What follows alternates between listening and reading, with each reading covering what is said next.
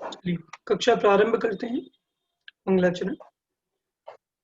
प्रणमो अरिहन्ताणं प्रणमो सिद्धाणं नमो आयर्याणं प्रणमो उवज्झायाणं नमो लोये सर्वसापूर्णम्।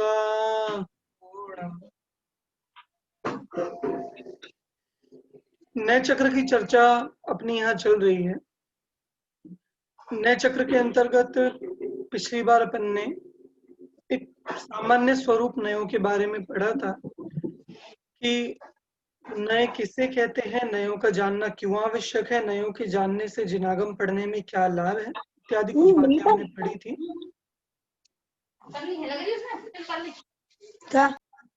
इत्यादि कुछ बातें हमने पढ़ी थी। संपूर्ण ही जिनागम नयों की भाषा में निबद्ध है, संपूर्ण ही जिनागम। इसीलिए जब भी हमें जिनागम का कोई भी वाक्य समझना हो, कोई भी कथन समझना हो, तो हमें नयों को समझना बहुत आवश्यक है। उदाहरण के लिए आपको बताया था कि जिनागम में कहीं आत्मा को शुद्ध कहा, कहीं आत्मा को अशुद्ध कहा, कहीं एक कहा, कहीं अनेक कहा, कहीं नित्य कहा, कहीं अनित्य कहा। तो जो विरोधात्मक कथन प्रतिभाषित होते हैं, इनमें कोई विरोध नहीं है। तो कैसे विरोध नहीं है, तो इनको नयों के द्वारा समझा जाता है। एक ही चीज को विभिन्न अपेक्षाओं से बताया जाता है, उसी को नए के द्वारा समझा जाता है। एक बात और, जब और दूसरी बात जो हमने पढ़ी थी कि नए में जब एक बात का कथन किया जाता है तो दूसरी बात गौण होती है। उसमें ऐसा नहीं है कि अगर हम आत्मा को शुद्ध शुद्ध कह रहे हैं द्रव्य अपेक्षा, तो आत्मा में अशुद्धता है ही नहीं, ऐसा नहीं है। आत्मा में अशुद्धता भी है, पर वो पर्याय अपेक्षा है। तो जब एक धर्म की हम बात कर रहे हैं तो दूसरे धर्म का निषेध नहीं है, अभी तो दूसरा धर्म गौण होता है, उसका निषेध नहीं होता। तो नयों में ये मुख्य गुण, कभी कोई मुख्य कोई गौण, कोई मुख्य कोई गौण, ऐसा चलता रहता है। कभी निश्चय की मुख्यता से बात की जाएगी, कभी व्यवहार की मुख्यता से बात की जाएगी। ठीक, तो ये सब बातें हमने पिछली कक्षा में कर ली थी। आज अपना विषय है निश्चय नय और व्यवहार नय। ठीक, आज हमें 1 घंटे में इस बात को पूरा अच्छी तरह से समझना है कि निश्चय नय क्या है और व्यवहार नय क्या है। पुस्तक में से भी हम थोड़ा पढ़ेंगे, पर एक बार हमें कंसेप्ट बिल्कुल क्लियर होना चाहिए निश्चय नय और व्यवहार नय क्या है, तब हम पुस्तक में से इस बात को देखेंगे। प्रारंभिक कुछ परिभाषाएं हैं पुस्तक में, हम वो एक बार देख लेते हैं। चलो पहले एक बार समझते ही। मैंने पिछली बार बताया था मैंने निश्चय और व्यवहार के बारे में। कोई बताएगा? इति जैन। हाँ जी, माइक अनम्यूट करके बोलिए। भैया अध्यात्म ने निश्चय ने होता है और आगम ने व्यवहार ने। फिर से। अध्यात्म तो निश्चय ने होता है और व्यवहार ने होता है आगम आगम ने। ऐसा मैंने पढ़ाया था क्या?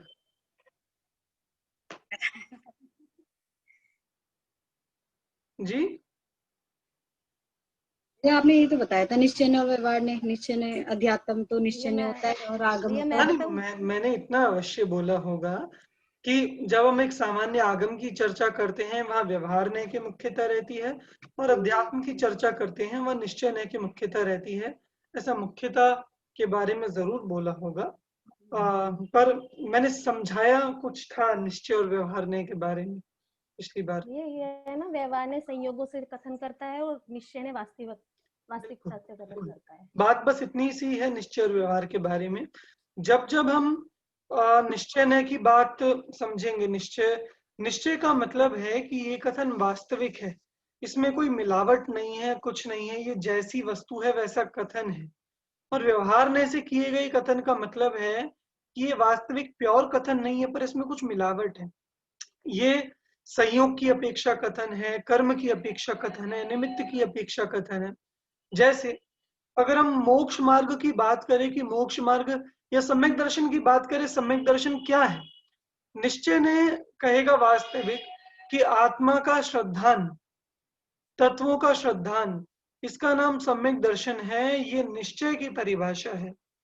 और व्यवहार कहेगा जो कि दर्शन मोह के क्षय के निमित्त से होने वाला आत्मा, वो निमित्त की अपेक्षा कथन करेगा, या फिर पूर्वचर भावों की अपेक्षा करेगा, सहचर भावों की अपेक्षा, कि अष्टंगों का होना और देवशास्त्र गुरु का श्रद्धान होना, ये सम्यक दर्शन है। तो व्यवहार ने जब जब बात करेगा तब तब संयोग से और निमित्त से बात करेगा। निश्चय ने जब जब बात करेगा वास्तविक कथन करेगा। जैसे व्यवहार ने से अगर हम जीव की बात करेंगे तो हम क्या कहेंगे, जीव संसारी है, मुक्त है। जीव एक इंद्री वाला है, दो इंद्री वाला है, तीन इंद्री वाला है, चार इंद्री वाला, पांच इंद्री वाला। निश्चय ने क्या कहेगा कि अरे जीव की इंद्रियां होती नहीं, जीव तो इंद्रियों से रहित है, कोई भी इंद्रियां जीव के नहीं। ठीक, तो निश्चय नय का कथन मतलब वो वास्तविक कथन है। व्यवहार नय का कथन वो झूठा हम नहीं कहेंगे, पर संयोग की अपेक्षा कथन है। अच्छा, जो दो इंद्रिय मतलब पंचेंद्रिय जीव है, बोलो मनुष्य पंचेंद्रिय जीव है या नहीं? मनुष्य को पंचेंद्रिय जीव कहा जा सकता है या नहीं? मनुष्य को पंचेंद्रिय जीव कह सकते हैं या नहीं? कह सकते हैं। बिल्कुल कह सकते हैं। क्यों? क्योंकि पंचेंद्रिय वाला शरीर वो संयोग में है, मनुष्य शरीर संयोग में है उस जीव के। इसलिए जब संयोग अपेक्षा कथन करेंगे तब ये बात अवश्य कहेंगे कि ये मनुष्य जीव है। ठीक, पर निश्चय से बात करेंगे तो क्या कहेंगे कि ये जीव अलग है और मनुष्य शरीर अलग है, ये दोनों अलग अलग है। ठीक, निश्चय ने जब कथन करेगा तो वास्तविक यथार्थ कथन करेगा, एक एक वस्तु का भिन्न भिन्न कथन करेगा। और व्यवहार ने जब कथन करेगा तो प्रत्येक किसी वस्तु को किसी में मिला के मिक्स करके कथन करेगा। ठीक, तो ये एक सामान्य स्वरूप है निश्चय और व्यवहार का। मतलब निश्चय का तो हो गया जैसी स्थिति है, पर्याय में राग है तो निश्चय कहेगा पर्याय में राग है, द्रव्य स्वभाव में राग नहीं है तो निश्चय कहेगा द्रव्य स्वभाव में राग नहीं है। तो वो तो जैसी स्थिति है बिल्कुल वैसी बात करेगा। पर व्यवहार ने कहेगा कि नहीं, आपने कहा कि द्रव्य आप आत्मा की बात करो कि राग है, तो व्यवहार ने कहेगा पूरी आत्मा को ही कहेगा हाँ आत्मा में राग है।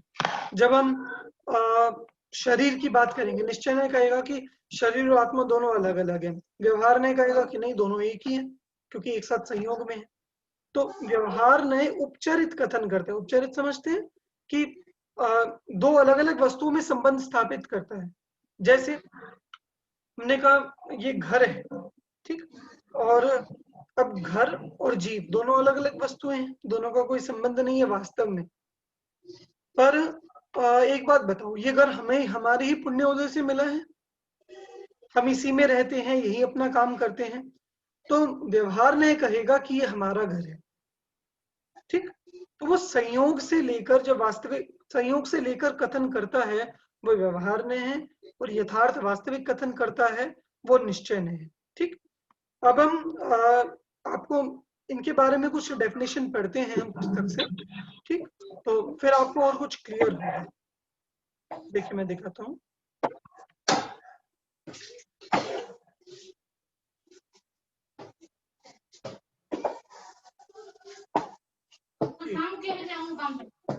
आज 105 आ जाए तो बाकी सब लोग अपने म्यूट कर लें। ठीक है, ये व्यवहार ने कि यहाँ से परिभाषाएं अपने को पढ़नी है। ठीक, देखिए व्यवहार ने, आप में से कोई पढ़ेगा? हाँ इति जैन आप पढ़िए। विभिन्न शास्त्रों में व्यवहार के बारे में विभिन्न कथन प्राप्त होते हैं, जिनमें कतिपय निम्न है। जो एक वस्तु के धर्मों में कथांचित भेद व उपचार करता है उसे व्यवहार कहते हैं।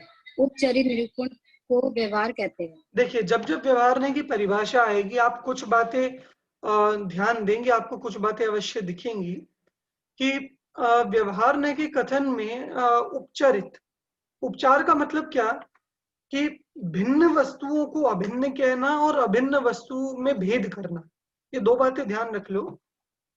भिन्न वस्तुओं को, जो वस्तुएं अलग अलग हैं उनमें संबंध स्थापित करना ये, और एक जो अभिन्न वस्तु है, अखंड वस्तु है, उसमें भेद करके समझाना, ये दोनों ही व्यवहार के कार्य हैं। जब हम कहेंगे कि दो भिन्न वस्तुओं में संबंध स्थापित करना, इसका मतलब शरीर और आत्मा दो भिन्न वस्तुओं में संबंध स्थापित करता है, ये व्यवहार ने है। और जब हम कहें कि एक मिनट, जब हम कहें कि आत्मा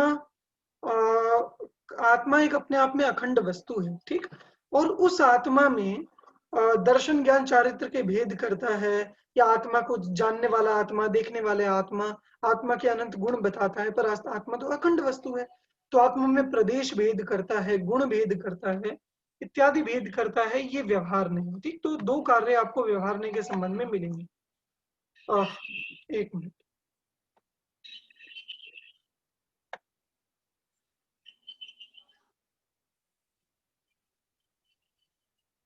आगे बढ़िए।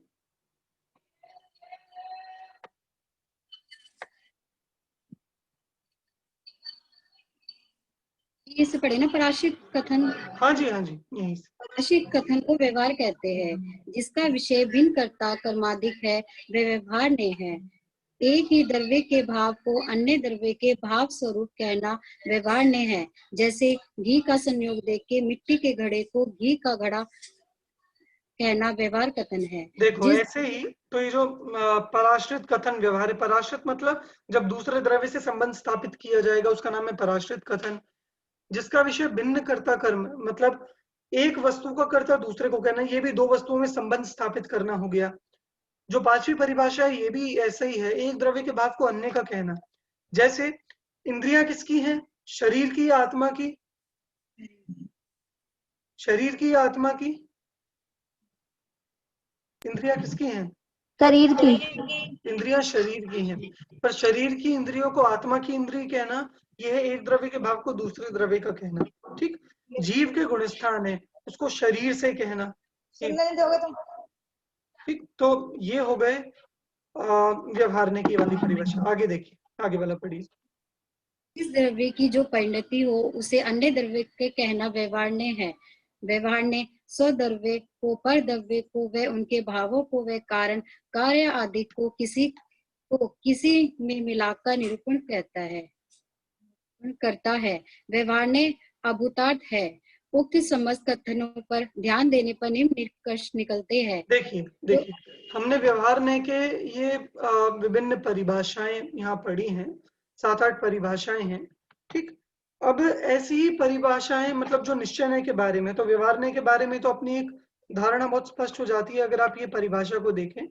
जो नय एक अखंड वस्तु में भेद करता है और दो भिन्न वस्तुओं में अभेद स्थापित करते हैं। सबसे मुख्य परिभाषा हुई एक अखंड वस्तु, जैसे आत्मा एक अखंड वस्तु, उसमें भेद करना, या फिर दो भिन्न वस्तुओं में अभेद स्थापित करना, वो व्यवहार ने है। और एक ही वस्तु के धर्मों में व्यवहार ने कथनचित भेद व उपचार करता है। तो व्यवहार ने के लिए अगर दो मुख्य शब्द हो गए तो वो हो गए भेद और उपचार, ठीक। मैंने अब देख सकते हैं भेद और उपचार, ये दो मुख्य शब्द हो गए व्यवहारने के लिए, जब जब हम व्यवहारने की बात करेंगे, ठीक। और ये देखिए भेद और उपचार। कार्य व्यवहारने का क्या हुआ?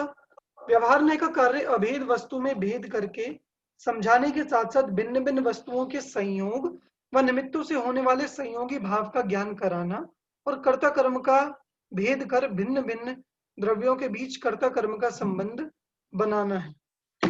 ये दो मुख्य बातें हैं व्यवहारने की, क्या परिभाषा है, क्या कार्य है। अब इसी बात को हम निश्चय पर ले जाते हैं।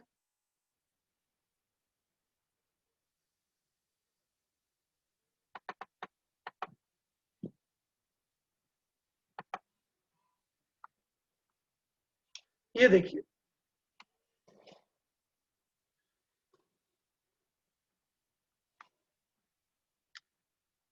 ये आ गया आपका निश्चय है,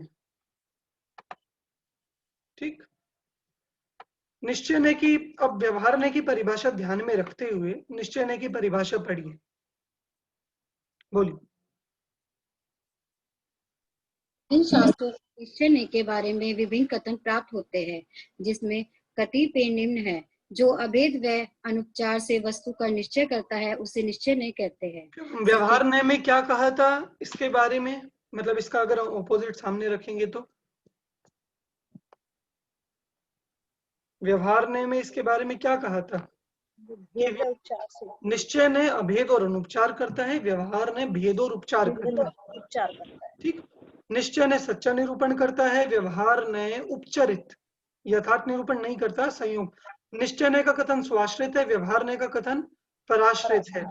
निश्चय ने के कथन में भेद होता है कर्ता कर्म का, अभिन्न होते हैं कर्ता कर्म निश्चय ने के, मतलब वो एक ही वस्तु की बात करेगा, एक ही द्रव्य की बात करेगा, एक ही द्रव्य के भाव को उसी द्रव्य के भाव स्वरूप कहना, ये निश्चय ने है। ठीक। जैसे मिट्टी के घड़े को मिट्टी का कहना निश्चय ने का कथन है। ठीक है। आगे, जिस द्रव्य की जो परिणति हो उसी द्रव्य की कहना निश्चय ने है। निश्चय ने स्वद्रव्य पर द्रव्य उनके भावों कारण कार्य आदि को किसी में मिलाता नहीं है, यथावत निरूपण करता है, और निश्चय ने भूतार्थ है। देखिए ये सारी बातें हम जल्दी इसलिए पढ़ रहे हैं क्योंकि ये सारा अधिकतर रिपीटेशन है, बात वही है, उसी को बारंबार अलग अलग शब्दों में कहा जा रहा है। उक्त समस्त कथनों पर ध्यान देने पर निम्न निष्कर्ष निकलते हैं। जो दो भिन्न भिन्न वस्तुओं में व्यवहार द्वारा स्थापित एकता का खंडन करता है और एक अखंड वस्तु में भेदों का निषेध, अखंडता की स्थापना करता है, उसे निश्चय ने कहते हैं। निश्चय ने का कार्य पर से भेद और निज में अभेद स्थापित करना है तथा कर्ता कर्म के भेद का निषेध कर अभिन्न कर्ता कर्मादि षट कारक की स्थापना करना भी है। ठीक।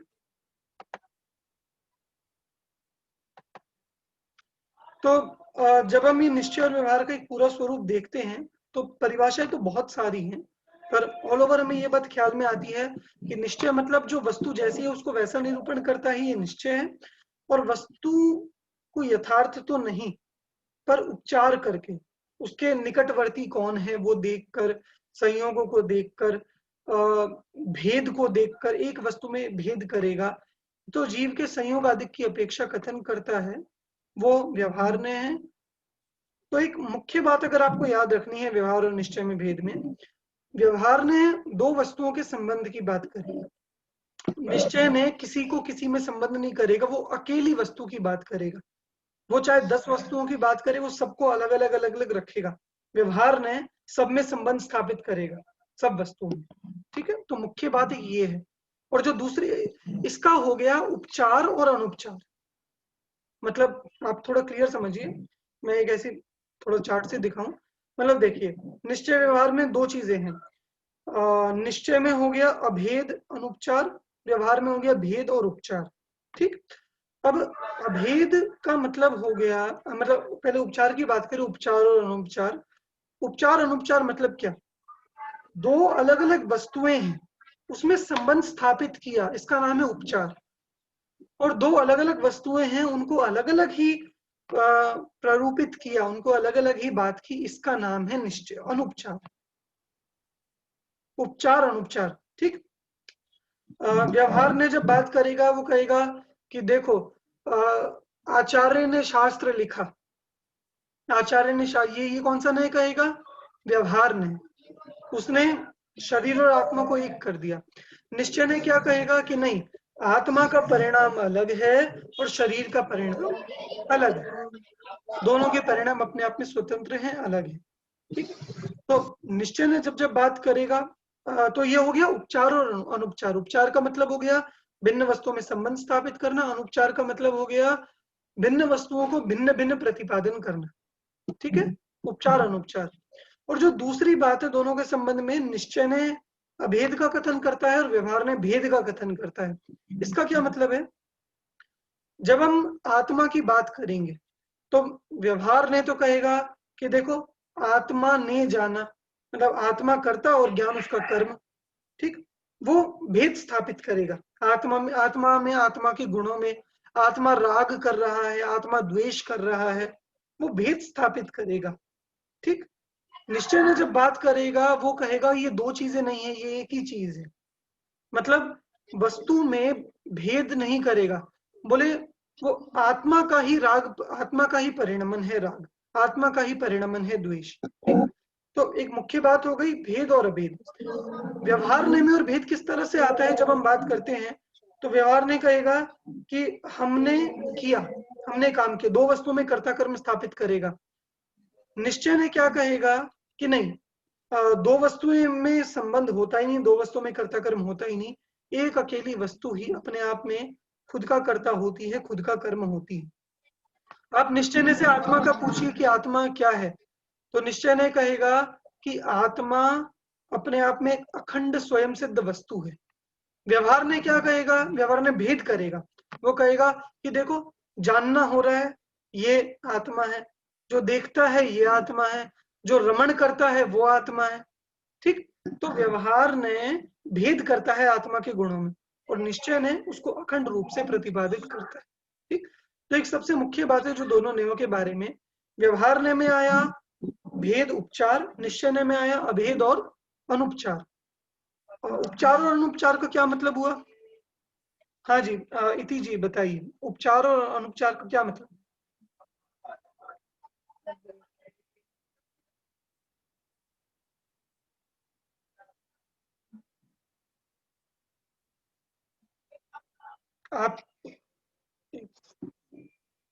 आप अनम्यूट करें खुद को,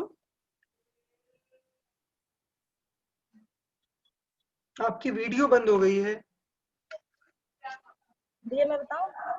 हाँ जी, आप बोलिए, उपचार अनुपचार का क्या मतलब है? दो अलग अलग वस्तुओं को अलग अलग कहना वो अनुपचार अभेद ठीक है। कथन है, हम्म। और दो वस्तुओं में संबंध करके कथन करना वो उपचार, वो व्यवहार ने उपचार कथन है भेद करके कहना। ठीक है, उदाहरण? उदाहरण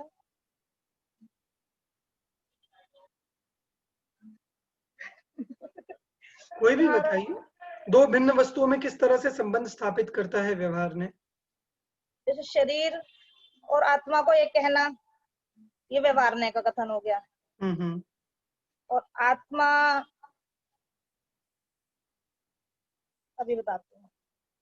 और आत्मा और शरीर एक नहीं है ये कहना निश्चय ने हो गया, तो ये निश्चय ने हो गया। अनुपचार का कथन है। जीव के इंद्रिया नहीं होती, ये हो गया निश्चय ने।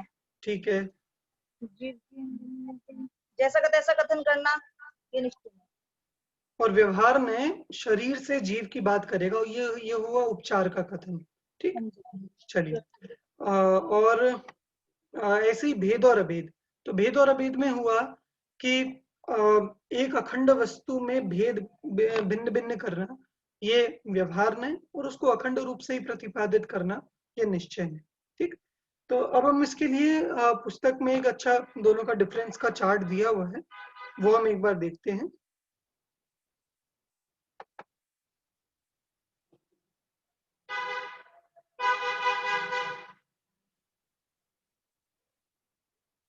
ये देखिए,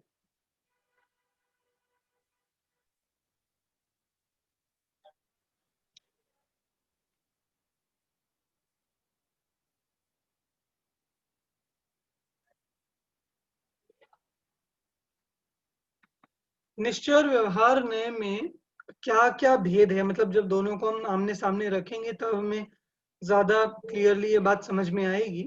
ठीक, तो ये निश्चय ने और व्यवहार ने के भेद एक बार अपन देखते हैं इसको। निश्चय ने और व्यवहार में अंतर। हाँ जी, पढ़िए कोई। मैं पढ़ दिया। हाँ जी, पढ़िए। निश्चय ने यथार्थ निरूपण करता है। निश्चय ने नहीं, ये एक एक पॉइंट दोनों का। ठीक है जी। व्यवहार ने उपचरित कथन करता है। निश्चय ने आत्माश्रित कथन करता है। व्यवहार ने पराश्रित कथन करता है। देखिए, आत्माश्रित का मतलब केवल ये नहीं हुआ कि आत्मा का कथन करेगा, निश्चय ने अगर पुद्गल का भी कथन करेगा तो वहां आत्माश्रित का मतलब हो गया कि पुद्गल के भी पुद्गल का भी कथन आत्मा की तरफ से नहीं करेगा, पुद्गल का कथन पुद्गल की तरफ से करेगा। ये पुद्गल का आत्माश्रितपना हो गया, ये पुद्गल का स्वाश्रितपना हो गया, मतलब हर एक का स्वाश्रित कथन करेगा।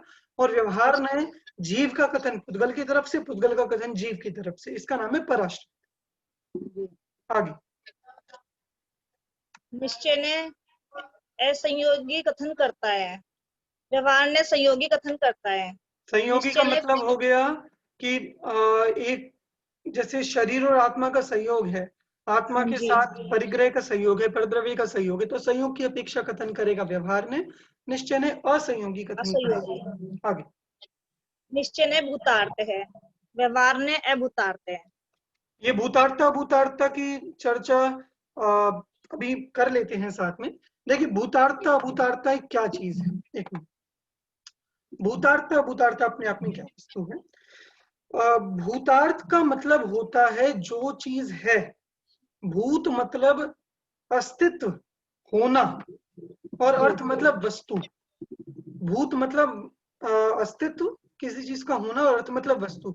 भूतार्थ मतलब जो वस्तु है उसका नाम है भूतार्थ। अभूतार्थ मतलब जो वस्तु नहीं है उसका नाम है अभूतार्थ।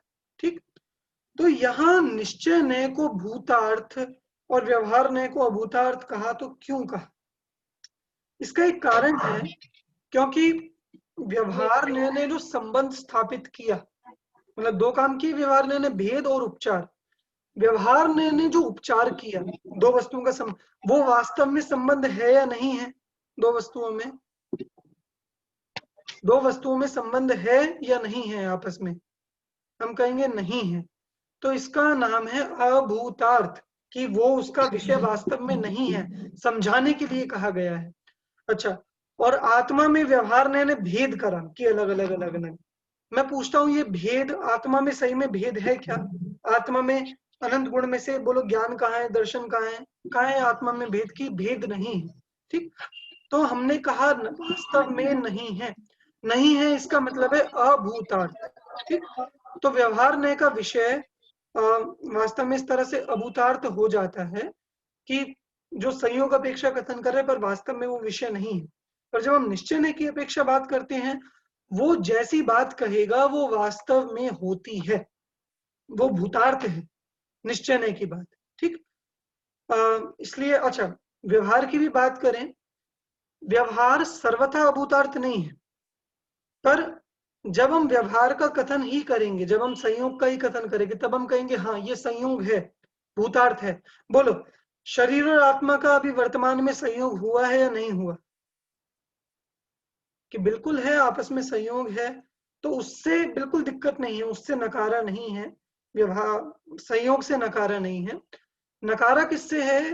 कि जब हम दोनों को भिन्न भिन्न देखते हैं तब इन दोनों का संबंध नहीं है। इसका मतलब हुआ कि दोनों का संयोग देखने पर, शरीर और आत्मा का संयोग देखने पर संयोग है या नहीं है? कि बिल्कुल है। और जब हम सिर्फ आत्मा को देखते हैं तब संयोग है या नहीं है? कि नहीं है। तो इसका मतलब हुआ व्यवहार ने व्यवहार की अपेक्षा तो भूतार्थ है, पर निश्चय ने की अपेक्षा अभूतार्थ। ठीक है, ये पॉइंट ध्यान में रखिएगा। व्यवहार ने व्यवहार की अपेक्षा भूतार्थ है, संयोग की अपेक्षा भूतार्थ है, उपचार की अपेक्षा भूतार्थ है। व्यवहार ने व्यवहार की अपेक्षा, संयोग की अपेक्षा, उपचार की अपेक्षा भूतार्थ है। पर जब निश्चय ने की अपेक्षा बात करेंगे, यथार्थता की अपेक्षा बात करेंगे, तब व्यवहार ने अभूतार्थ है। ठीक, तो जब हम निश्चय व्यवहार को आमने सामने रखते हैं तब हम ये जरूर कहेंगे कि व्यवहार ने अभूतार्थ है। किसकी अपेक्षा? निश्चय ने की अपेक्षा। और निश्चय ने कि निश्चय ने भूतार्थ है, तो निश्चय ने भी कभी अभूतार्थ होता है कि नहीं? निश्चय ने कभी अभूतार्थ नहीं होता, निश्चय सदा भूतार्थ ही रहता है। निश्चय के सामने व्यवहार जरूर अभूतार्थ हो जाता है, और जब अकेले में व्यवहार की बात करते हैं तो व्यवहार भी भूतार्थ कहलाता है। ठीक, आगे देख, पढ़िए आगे बढ़िए। ये भूतार्थ भूतार्थ की बात हो गई।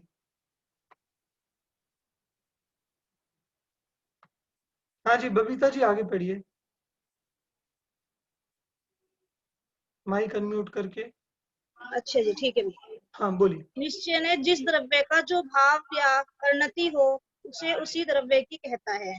व्यवहार ने निमित्त आदि की अपेक्षा अन्य द्रव्य के भाव या परिणति को अन्य द्रव्य की कह देता है। बिल्कुल, ये बात भी अपन ने समझ ली।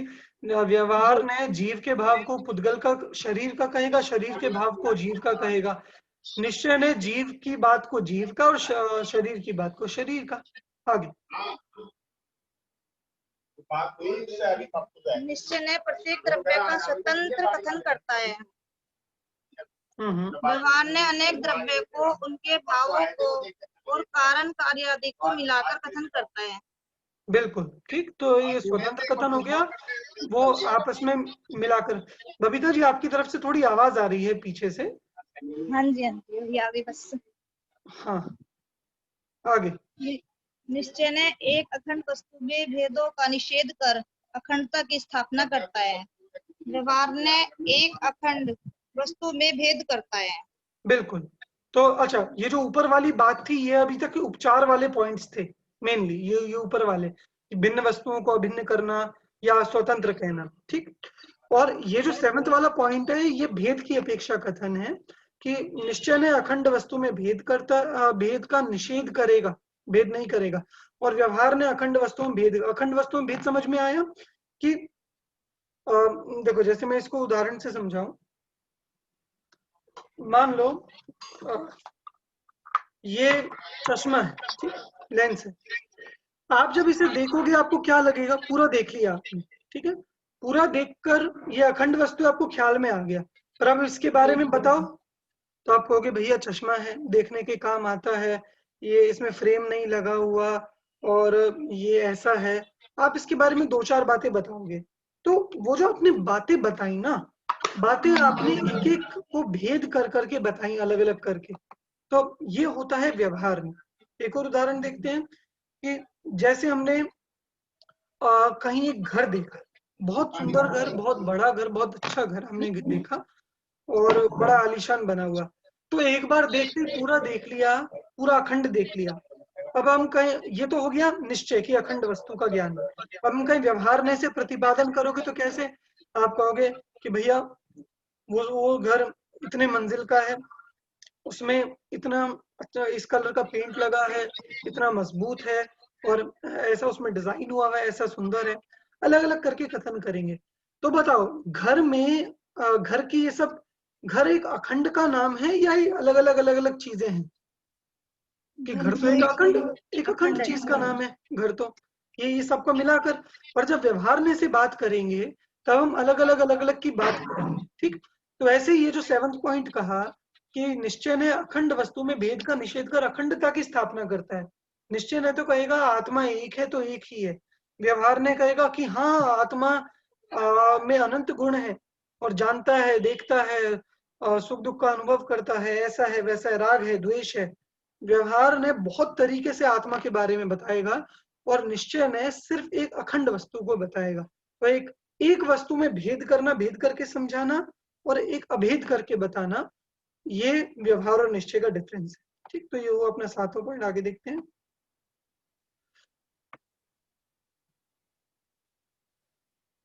हाँ, ये पढ़िए।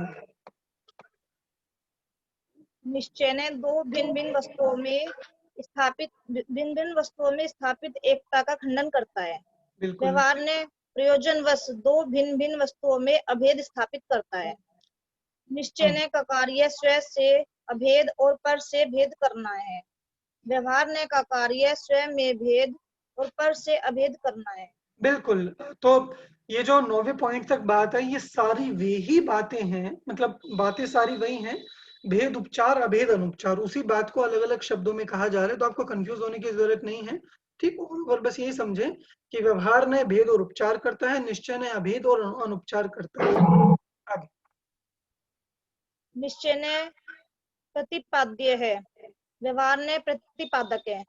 निश्चय ने निषेधक है, व्यवहार ने निषेध्य है। अब ये बातें आप थोड़ी सी समझो। निश्चय ने प्रतिपाद्य है, व्यवहार ने प्रतिपादक है। निश्चय ने निषेधक है, व्यवहार ने निषेध्य है। ये बात कैसे? इसके लिए मैं एक पैराग्राफ आपको पढ़वाता हूं अभी।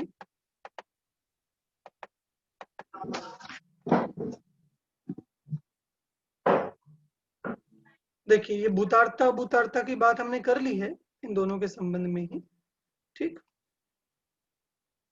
यहां से एक बार पढ़िए।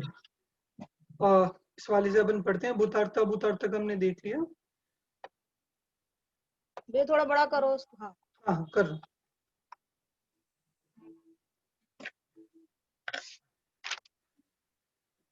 यहाँ से एक बार पढ़िए। व्यवहार ने का, हाँ जी।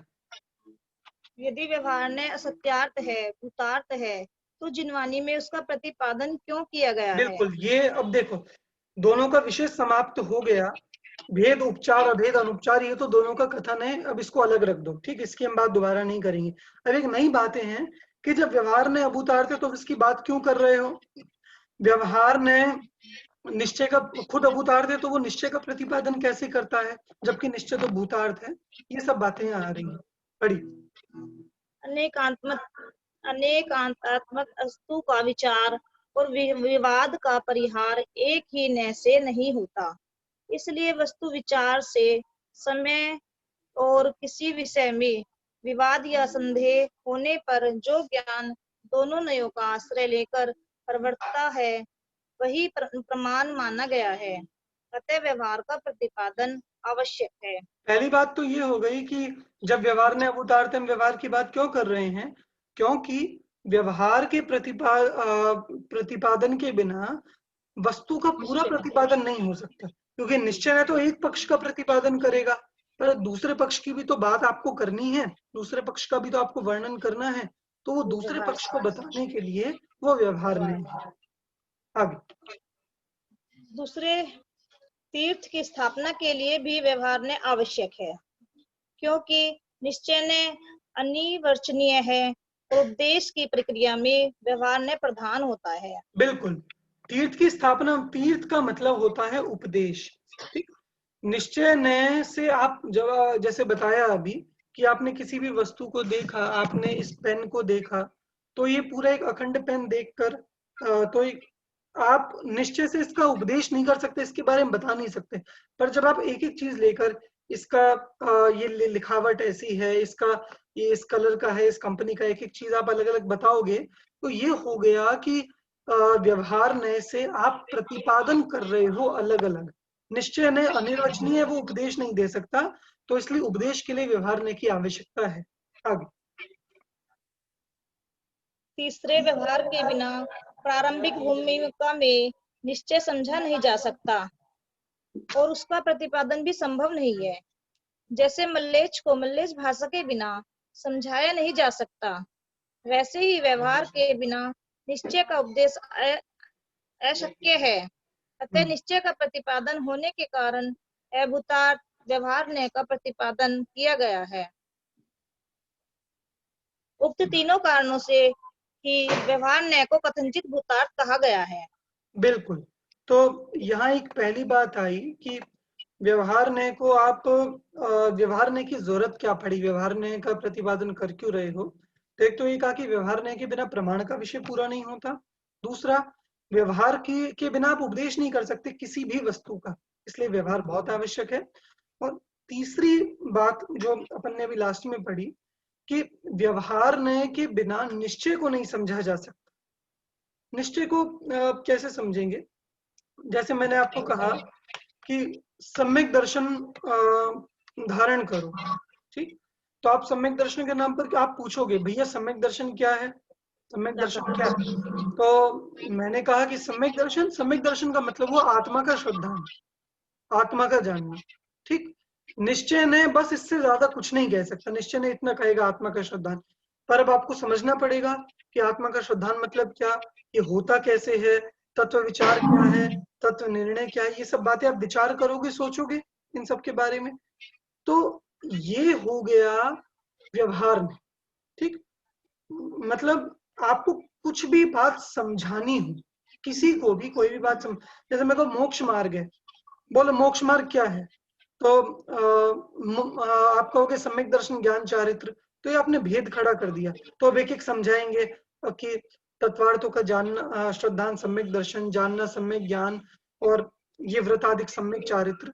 तो जिस भी बात का एक अखंड वस्तु है, आप अखंड वस्तु को जब तक भेद करके नहीं समझाओगे तब तक समझ में नहीं आएगा। इसलिए व्यवहार में बहुत आवश्यक है। एक उदाहरण दे, मान लीजिए हमारे सामने एक समय सार जिनवाणी है, ठीक। अब मैंने आपको दिखाया कि ये समय सार है, तो अभी आपको देख के क्या समझ में आया, ज्यादा कुछ नहीं। फिर मैंने बताया ये समय सार ग्रंथ है, आचार्य कुनकुन द्वारा लिखा गया है, इधर से प्रकाशित है, और इसमें आत्मा के स्वरूप के बारे में बताया है। अब आपको समझ में आया वो पूरे समय सार के बारे में, हाँ हाँ आप समझ में, अच्छा अच्छा इसका नाम समय सार है, ठीक। तो होता क्या है जब एक अभेद वस्तु की बात की जाती है, वो अभेद वस्तु हमारे समझ में नहीं आती, पर जब एक चीज से दूसरी चीज से तीसरी 4 तरह से उसका कथन करते हैं कि ये इस ग्रंथ का नाम समय सारे आचार्य कुनकुन ने लिखा है, इसमें आत्मा के स्वरूप की बात है और अध्यात्म का ग्रंथ है, हमने 4 चीजें बताई, तो अब आपको समय सार कहती क्या ख्याल में आएगा? ये चारों बातें ख्याल में आएंगी, अखंड रूप से ख्याल में आएंगी। अगर हम ये चारों बातें ना कहते तो आप ये इसका मतलब समझ पाते क्या? इसका मतलब नहीं समझ पाते। इसीलिए इसी का नाम है कि व्यवहार नय जो भेद करके कथन करता है वो अभेद निश्चय नय को समझाता है, इसलिए निश्चय को समझाने के लिए व्यवहार नय बहुत आवश्यक है। ठीक, ये एक इंपॉर्टेंट पॉइंट हुआ व्यवहार नय के लिए। आगे देखते हैं, आगे देखिए, निश्चय का प्रतिपादक व्यवहार में अभूतार्थ क्यों? तो ये कहा कि अरे जब ये निश्चय का प्रतिपादन करता है तो ये अभूतार्थ कैसे हो गया? उत्तर, व्यवहार में साक्षात प्रयोजनभूत व्यवहार ने साक्षात प्रयोजनभूत न होने से अभूतार्थ है, क्योंकि व्यवहार ने के विषयभूत संयोग व संयोगी भाव के ज्ञान से मुक्ति की प्राप्ति नहीं होती, अतः उसके द्वारा मुक्ति का प्रयोजन सिद्ध न होने से यह इन्हें अप्रयोजनभूत है, अप्रयोजनभूत होने से इन्हें कथनचित अभूतार्थ है। अभूतार्थ का ये मतलब हो गया, जैसे मान लो किसी ने कभी रसगुल्ला नहीं खाया, ठीक, और आप किसी घर पे गए, उन्होंने रसगुल्ला बनाया, तो कोई भी चीज हम बिना जाने तो खाएंगे नहीं, वे लाए, आप पहले पूछोगे ये क्या है, ठीक, तो सामने वाले ने कहा कि भैया ये रसगुल्ला है, तो बस ये कहते ही समझ में आ गया कि नहीं अभी नहीं आया, तो अरे रसगुल्ला मतलब क्या क्या डला है इसमें, तो बताएगा कि भैया इसमें ये डला है, मावा डला है, और इससे बना है, मीठा डला है, मतलब जो जो चीजें हैं वो सब चीजें बताएगा कि ऐसे दो दो चार चार चीजों से मिलाकर इलायची डली है, फला डला है, फला डला है, इन चीज से बना है। अब आपको ये 4 चीजें उन्होंने बताई कि इसमें ये है, ये है, ये है, ये है, अब ख्याल में आ गया रसगुल्ला क्या है? अब ख्याल में आ गया। अब एक बात बताओ कि ये जो 4 चीजें बताई हैं कि इसमें मावा है और मीठा है और ये भी है, वो भी है, इलायची है, फला है, तो जब हम खाएंगे, खाने में ये 4 चीजें हमारी क्या काम आएंगी? इन 4 चीजों का ज्ञान वो कुछ काम नहीं आएगा। ये था सिर्फ समझने के लिए। किसके लिए? सिर्फ समझने के लिए। आपने 4 चीजों से समझ लिया कि रसगुल्ला क्या है, ठीक है, तो जब रसगुल्ला खाएंगे तब हमें इन 4 चीजों से कोई मतलब नहीं, कोई लेना देना नहीं, ठीक, तो ये हो गया व्यवहार में कि ये 4 चीजें बताई हैं, ठीक, और जो एक अखंड वस्तु का स्वाद लेना ये हो गया निश्चय में। तो बोलो ये 4 चीजों को ज्ञान हमारे काम का है या नहीं है? कि है, काम का है, पर कितना काम का? बस इसको समझने के लिए, इसको समझ लिया, अब हमें इसकी कोई जरूरत नहीं है, अब हम इसका स्वाद लेंगे, ठीक। ऐसे ही व्यवहार नय का कार्य उतना तो है कि जब तक हम निश्चय नय को समझे नहीं है, और हमें समझना है, आपने एक बार निश्चय को समझ लिया तो अब व्यवहार नय किसी काम का नहीं है। जैसे आपने दर्शन ज्ञान चारित्र से आत्मा को जान लिया कि जो जानता है देखता है वो आत्मा है, आपने समझ लिया आत्मा क्या है कि हाँ बिल्कुल समझ लिया। अब ये भेद आपके किस काम के? दर्शन ज्ञान चारित्र के, कि किसी काम के नहीं है। अब तो आप आत्मा का अनुभव करो, अखंड आत्मा का अनुभव करो, ठीक। इसीलिए आत्मा को समझने के लिए दर्शन ज्ञान चारित्र के भेद काम के हैं, दर्शन ज्ञान चारित्र, और जब समझ लिया अब ये तीनों भेद कुछ काम के नहीं है, अब हमारा काम का क्या है? सिर्फ पूरा आत्मा, ठीक। तो इसलिए निश्चय की विषयभूत वस्तु को समझने के लिए व्यवहार ने जरूरी है, पर उसके आगे व्यवहार ने किसी काम का नहीं है, ठीक। अब अभूतार्थ द्वारा प्रतिपादित निश्चय भूतार्थ क्यों? एक अच्छा प्रश्न है कि अगर व्यवहार ने अभूतार्थ है तो उसके द्वारा प्रतिपादित निश्चय वो भूतार्थ कैसे हो गया? तो देखिए, निश्चय ने साक्षात प्रयोजनभूत होने से भूतार्थ है, क्योंकि इसी नय के विषयभूत शुद्धात्मा के आश्रय से मुक्ति की प्राप्ति होती है, अतः साक्षात प्रयोजनभूत होने से नय भूतार्थ है। बिल्कुल सीधी बात है कि हमें रसगुल्ले के भेदों कब तक प्रयोजनवान है? जब तक हमने रसगुल्ले को समझा नहीं, समझ लिया अभी भेद किसी काम के नहीं है, और रसगुल्ला वो काम का है। आत्मा के भेद हमारे कब तक काम के? दर्शन ज्ञान चारित्र, जब तक हमने आत्मा को समझा नहीं है, और आत्मा को जान लिया अब ये भेद हमारे किसी काम के नहीं है, ठीक। अच्छा, और आत्मा काम का है या नहीं? बिल्कुल काम का है। उसी की वजह से तो हमने ये भेदों से समझा था। इसीलिए निश्चय ने तो भूतार्थ ही है, यथार्थ है, वस्तु है, जैसा कहा वैसा ही है। व्यवहार ने भेद करके समझाता है, इसीलिए वो अभूतार्थ। ठीक, एक मिनट। अच्छा, इसमें एक पॉइंट और आएगा, जो अपन ने भी पॉइंट्स पढ़े थे, एक पॉइंट और आएगा। उसमें आएगा कि व्यवहार ने प्रतिपादक है और निश्चय ने प्रतिपाद्य है। ये क्या खुल गया? व्यवहार ने प्रतिपादक है और निश्चय ने प्रतिपाद्य, तो उसका बता रहे हैं। अच्छा, प्रतिपादक प्रतिपाद्य, निषेध्य निषेधक, ये तो अपन ने भी समझा प्रतिपाद्य प्रतिपादक कैसे है। व्यवहार ने प्रतिपादन करता है, इसलिए वो प्रतिपादक है भेद करके, और निश्चय ने प्रतिपाद्य है क्योंकि वो उसका प्रतिपादन करता है। निषेध्य निषेधक कैसे है निश्चय और व्यवहार?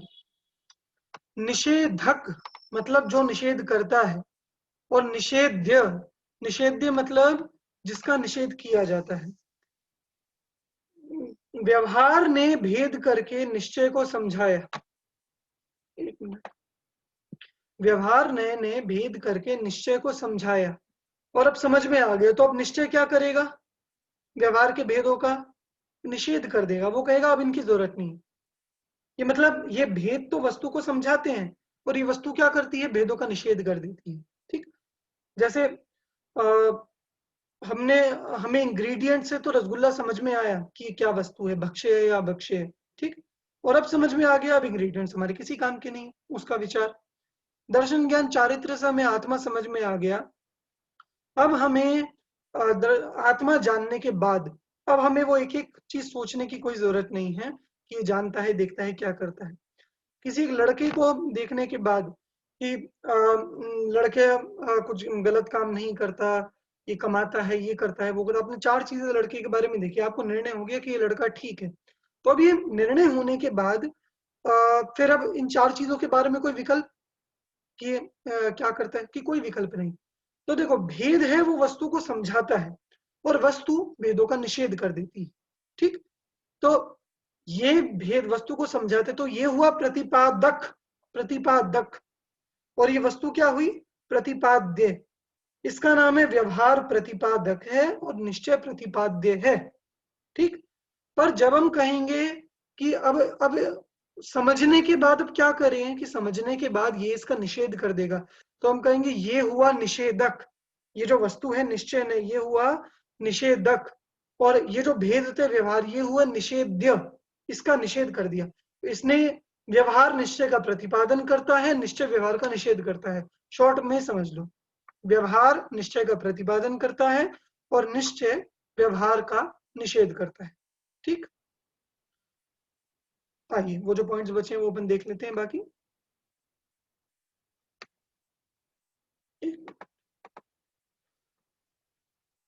हम्म,